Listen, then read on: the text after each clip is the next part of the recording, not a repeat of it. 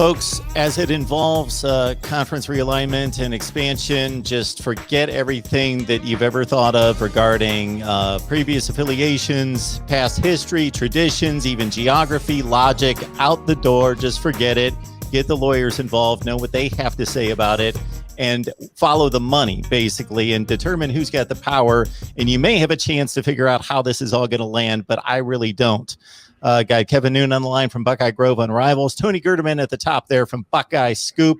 Guys, we appreciate you jumping on for a little special edition here and a brief rundown of exactly what's going on right now involving the Buckeyes in particular. So, Kevin, I think you've got a little less time. Let's start with you in regards to what could possibly be a thread of truth in regards to all these rumors. We've got a Big Ten, Pac-12 possible, not necessarily a merger, but an agreement and affiliation. We've got the Big Ten possibly raiding the Pac-12. We've got USC coming into the Big Ten. We've got all sorts of rumors out there involving Ohio State and the Big Ten. Yeah, and truthfully, any rumor I hear right now has a shred of plausibility, more or less, to it, because we don't know what we don't know. And if you would have told me 6 months ago that the Big Ten could become a national league, reaching out to the West Coast, getting USC, UCLA, Oregon, and Washington, or what have you, I would have told you no way. I'm not willing to sell on that anymore. I'm not willing to sell on the thoughts of there becoming super conferences. I'm not willing to sell on the thoughts of the Big Ten trying to find a way to have a partnership with the ACC, which is going to be more complicated because their grant of rights goes through the mid-2030s. Honestly, I think of all the rumors out there, the one that I have the hardest time believing is that the Big Ten would be satisfied with the additions of Kansas and Iowa State and call it a day, and look at the SEC adding Texas and Oklahoma and saying, well, we'll see you and we'll raise you the Cyclones and the Jayhawks. I'm not sure that Then again, we also have a league that prematurely canceled football, only not to revisit it, only to bring it back. So then again, I'm not willing to sell on anything. Yeah, unless you can sign Matt Campbell to a lifetime contract that's irrevocable, would there be only a slim chance that you're keeping up with those two additions to the SEC? Tony, in regards to anybody having a chance of, as Kevin started to take us down the path of understanding not just the possibilities, but what the restrictions are across the leagues, what do we have to keep in mind in regards to partnerships and deals and money and agreements there? Yeah, and there's a lot there because, as Kevin said, the ACC grant of rights runs from 2035 to 2036, and there's no getting out of that. So you can't really add an ACC team at this point. The SEC grant of rights is 2033 through 2034. Pac-12 is 2023 to 2024, which is where it gets interesting, and maybe there is something there. The Big 12 is 2024 to 2025, as we know. Oklahoma and Texas have both said they'll honor those grant of rights, but they'll continue to survey the college football landscape, which means they're not going to honor the grant of rights if they can find a cheaper way out of it. But there's big money involved in leaving these conferences, big money involved in adding. And the only splash that is out there possible for the Big Ten is the Pac-12, because there's nothing available in the ACC, nothing available in the SEC. Iowa would put their foot down on Iowa State. They don't want Iowa State in the Big Ten, I'm going to assume. Like, nobody, like Texas A&M doesn't want Texas in the SEC.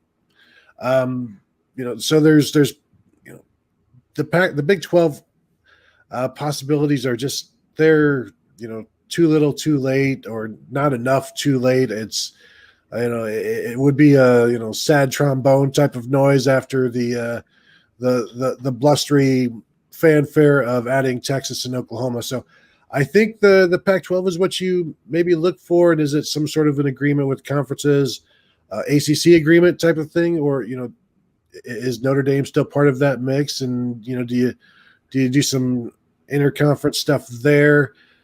So there's still some options, but none of it is as, I think, impressive as adding OU and Texas to the SEC. And I did ask Gene Smith at Big Ten Media Days about the Big Ten expanding west, and he said it's not something they've talked about, or it's not something he's thought about, which may or not be true, but he did say that's a long way to travel for athletics.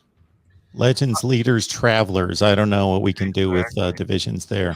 Travelers, that horse at USC, its name is Traveler. I mean, it's just all fitting together. But I'll throw this out there, and I'm not a lawyer, nor do I play one here on TV. But about the ACC, what would happen if the ACC were rated to a point that there was no longer a quorum left there? If the ACC were cannibalized, who would be there to enforce any sort of grant of rights?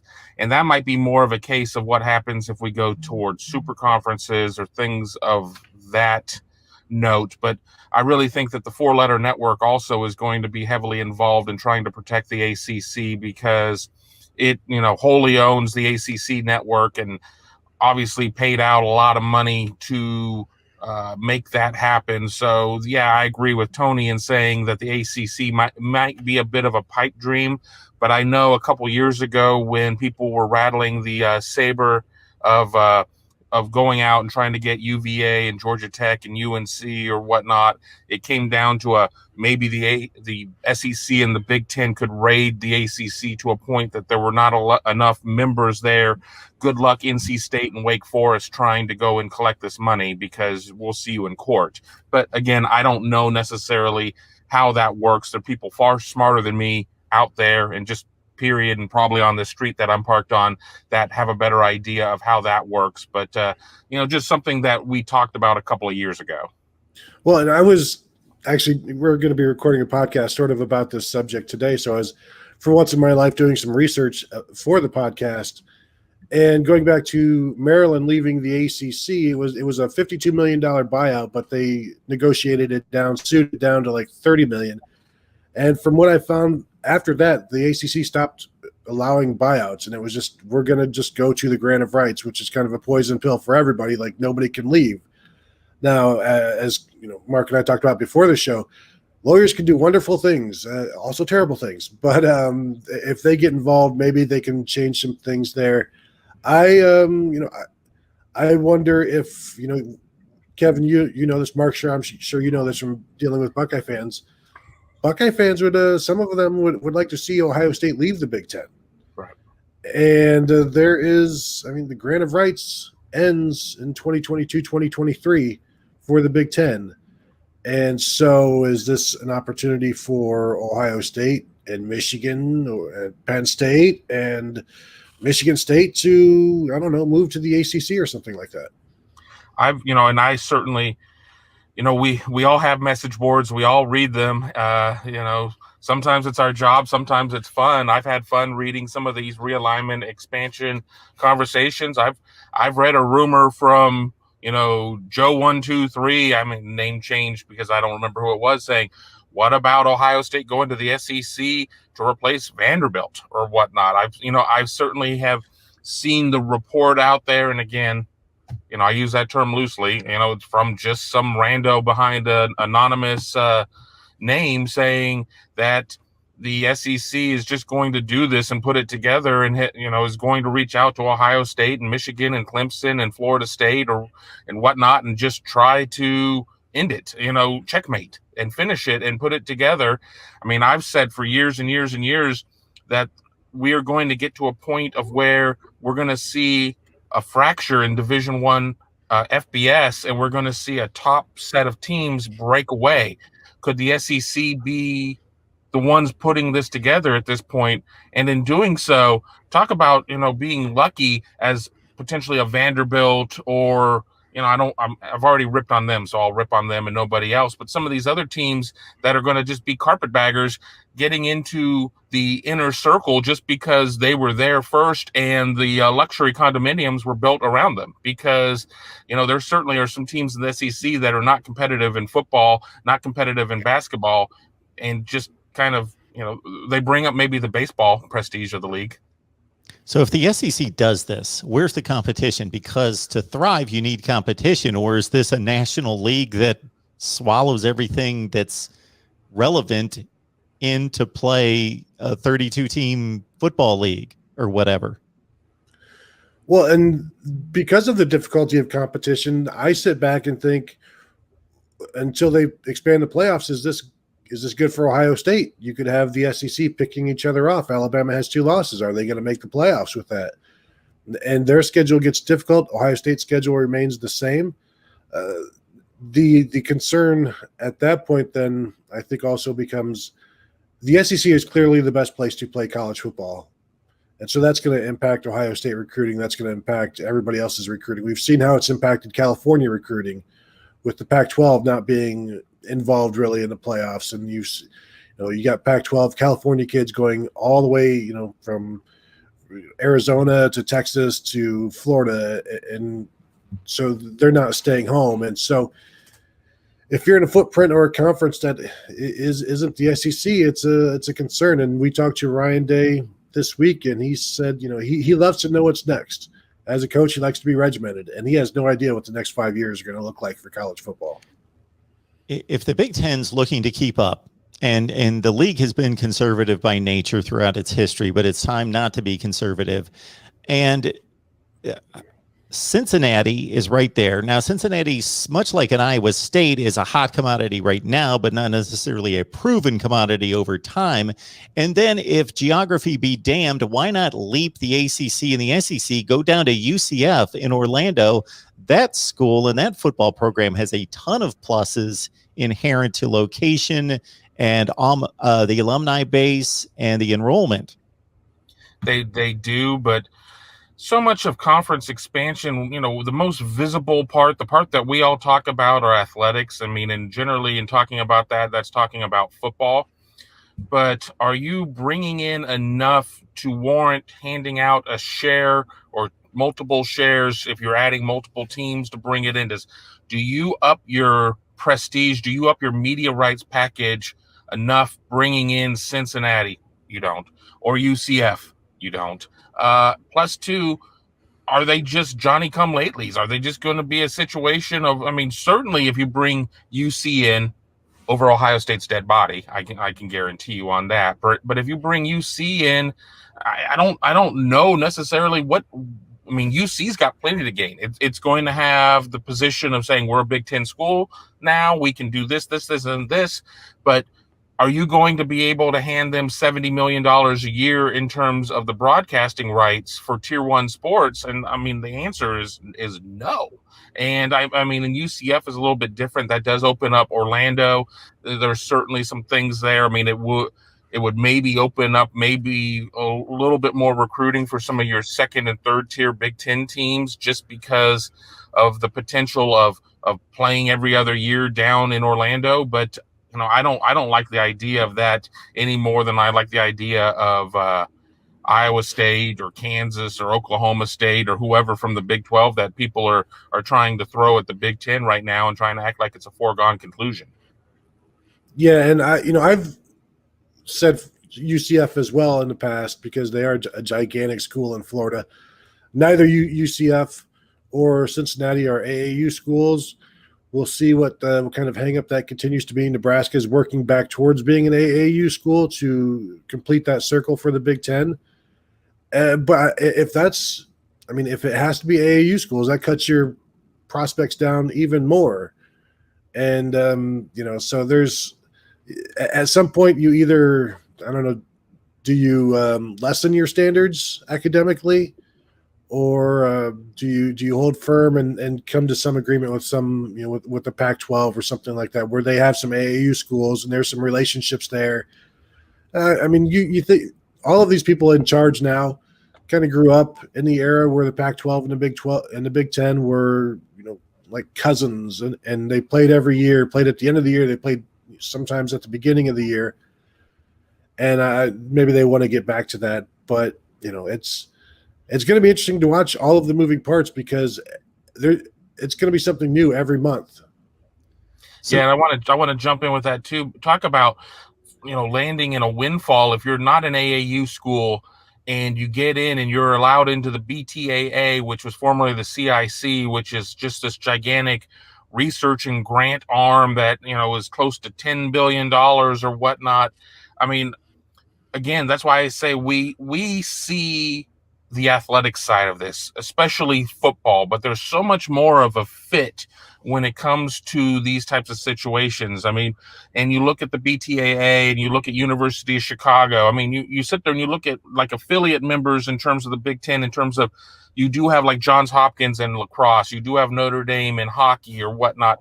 I mean, they certainly still seem to have this view of how it needs to be. So I agree 100% with Tony about the AAU thing. I mean, they're going to be the detractors out there saying that, well, that's, certainly something that kind of screwed up a deal because, correct me if I'm wrong, is Oklahoma AAU, Tony? No. And I think that, there's a belief that if they wanted to go together, that kind of screwed things up. We don't know. We don't know what's happening in these high level meetings for certain on all of that. But, I think that the Big Ten is going to have to evolve a little bit in its thinking. That doesn't mean that it's going to be able to bring in, some, broadcasting college of clown and makeup arts. I mean, you can't sit there and just water down your product just to think that you're going to be bettering your football product. But I think that this belief that it's only going to be AAU schools, I think they really need to revisit it. And let's remember, Nebraska was AAU before, when it enrolled or when it moved to the Big Ten. And then I believe that the reason it's not had something to do with because the medical school is at UNO and not UNL and some other things. And yeah, I do think Nebraska's close to getting back to whatever benchmarks are there for admittance. So the Big Ten and the Pac-12, you guys have both alluded to a partnership, or certainly what the relationship has been throughout the years. So short of a merger, which would obviously, you're talking about 26 teams, so others would be left by the wayside, or it would be a football only thing where maybe the Big Ten's plucking some. I can't imagine it's an all sports thing, and we're going to have USC traveling cross country to Rutgers to play lacrosse and women's soccer, but on a regular basis. So what is this going to look like? How do you see this partnership looking to benefit them in football against the SEC? Because that would be the reason for doing it. What would they do? What would this partnership look like? Kevin, I would say you have to go pods. I mean, you would have to go pods, and I would think that you would have like a Northwest and a Southwest, and then an East-West or something like that, and you play everybody in your pod. You play X amount against, your sister pod, kind of maintaining the Pac-12 North and South and the Big Ten East and West. And you probably have a couple of guaranteed crossover games to where you're going crisscross. I mean, you already have Ohio State playing Oregon. You already have Michigan playing Washington. Several years ago, the Big Ten and the Pac-12 had this scheduling alliance that never came to pass. So, there certainly has been conversation about it before, but if we're talking about this as a football only thing, I think you do something there. I think if you talk about it as an all sports thing, I think it's going to be a situation of where you play your conference or something. And I use that in an NFL thing, your AFC and your NFC, you have your PFC and your BTFC, and you play within your conference mostly, maybe have a couple of crossover situations, and then you really kind of deem your champions in a championship type of setting or whatever. I don't know. I'm not going to say this is the first moment I've thought of this, but I haven't given that one a ton of thought because I tend to think that the Big Ten would more likely go and just try and poach a couple of teams. And, I don't think anybody wants Arizona State right now at this point in terms of football, as they're probably going to get whacked pretty hard by the NC2A. Wazoo isn't offering a lot. I mean, there certainly are some schools out there that don't add much to the athletic profile. But then again, if the Big Ten loves it, some academics, adding Cal Berkeley and Stanford, I mean, I can see the brain trust there sitting there just rubbing their temples with anticipation over the thoughts of doing that. Talk about, the BTAA having close to $10 billion. You add those big boys in there. Woo boy.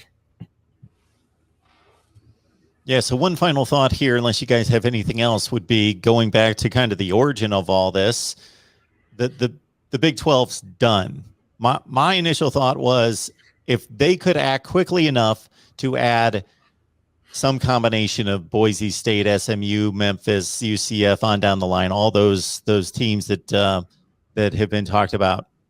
And they certainly don't make up for the brand name and the power and the money of Oklahoma, Texas, but in terms of quantity, they make up for it, maybe even add to it, that they've got a chance for survival. But it's almost what happens first. Do they add and get to 10 or 12 quick enough that they can maintain what they've got and have a fighting chance to argue, to have an argument with those schools being poached by others? Or if they obviously get cut down to 5 or 6 here in the next couple of weeks, then they're done. It dissolves. Nobody's going to want to jump on board. I think the Big 12 was always going to be the team, the conference left out, going back to the previous round of realignment when everybody was talking super conferences, because they're in the middle of nowhere and they don't have as much to add. And so I don't think, I've said in the past UC would be a good spot for the Big 12, but if the Big 12 is going away, there's nothing there. And you're going to run into some schools who used to compete for national titles, and now are they going to be left behind when the autonomous 5, which becomes maybe the autonomous 4, create these super conferences? Are a lot of these big schools going to be left behind? And so there's so much scrambling right now, and maybe they have to take lesser deals to become part of the Big Ten or something like that. And so I don't know where these guys are going to land, but you feel like they can't all make it. So there's going to be some people left out of the boat. Right. Let's remember the Big 12 is just a relatively new creation of the pieces of the Big 8 and the old Southwest Conference or whatnot. I mean, we're not dealing with the conference. Wow, getting weird audio there. That's getting, that's been long for the landscape. So, it just makes sense that the Big 12 is going to be the one. We thought that maybe under Larry Scott that the Pac-12 might be the one to win the sprint to a relevancy. But I think right now with what Texas and Oklahoma are doing in their move toward the SEC, I think the Big 12 is on borrowed time right now, whether or not they realize it or not. And I think that there are plenty of people there that realize it, as every day we see a new rumor about a Big 12 school allegedly talking to the Big 10, only to be later debunked. Yeah, I would say that a number of people have approached it in conversations with me and comments to my channel that with the assumption that once you're a big boy and play big boy football, that you've got a lifetime guarantee, and that's not the case. Look at Houston, look at SMU, once members of the Southwest Conference, which was a major conference, and now they're left out. That could be the fate of Baylor, TCU, and others. All right, guys, we appreciate it. Kevin Noon, Buckeye Grove, rivals to your right there. Tony Gerdeman right in the middle from Buckeye Scoop. These guys do an amazing job, and I appreciate them coming on board, trying to make some sense of it all, which is impossible at this point. But, guys, we appreciate it. We will see you soon, sometime this week, most likely on Wednesday for our Buckeye show. Absolutely. Sounds good.